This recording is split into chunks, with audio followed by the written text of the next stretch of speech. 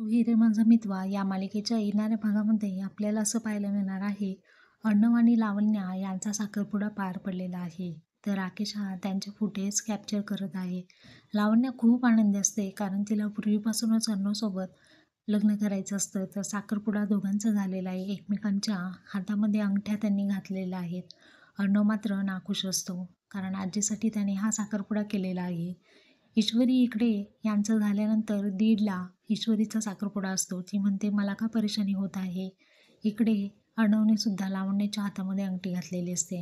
घरातील सर्वजण आनंदाने टाळ्या वाजवू लागतात. ईश्वरीच्या डोळ्यांमधून अश्रूंच्या धारा वाहू लागतात.